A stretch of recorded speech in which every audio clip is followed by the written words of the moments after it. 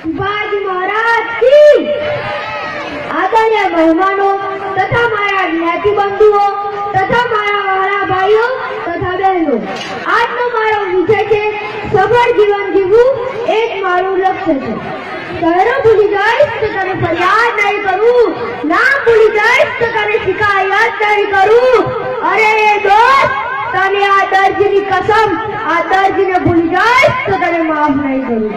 સમયને ઓળખતા ને પ્રસંગને સાચવતા, માણસને સમજતા ને તકને ઝડપતા આવડી જાય તો સમજો જિંદગી જીતી ગયા અને જીવી ગયા।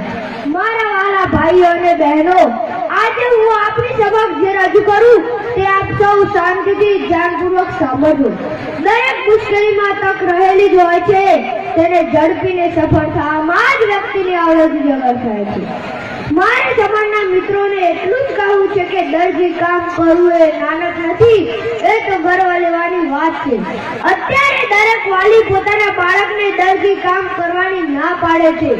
જો બાળક ના ભણે તો દરજી કામ માટે પ્રેમે છે।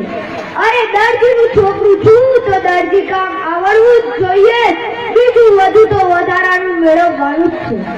આજે દરેક સમાજે આપણા વ્યવસાયને રોજગારીનું સાધન બનાવી દીધું છે।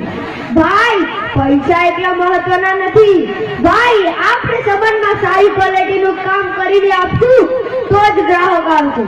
અત્યારે દરજી કામમાં પણ આધુનિકતા ફેશન માર્કેટમાં લાવવી જ રહે।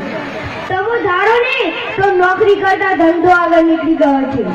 ભાગ્યને શું દોષ આપવો, જ્યારે સપના આપણા છે તો કોશિશ પણ આપણે જ હોવી જોઈએ।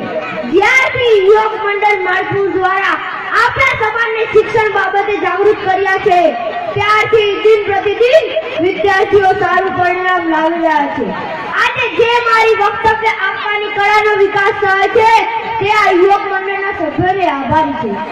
મારે સમાજના મિત્રોને એક મેસેજ આપવો છે કે સફળતા ક્યારે મળે, જ્યારે સમાજનો, કુટુંબનો દરેક વ્યક્તિ સંપથી કામ કરે અને સહયોગ આપે।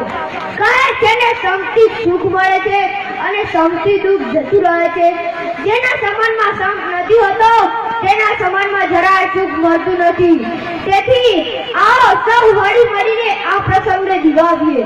બહુ જન મળીને જે કરે તે કે નવ થાય, બહુ જન મળીને જે કરે તે કે નવ થાય। સાવરણી ગર સાફ કરો, સારી એકે શું થાય। જય હિન્દ, જય ભારત। ખૂબ સરસ, અભિનંદન આપીએ।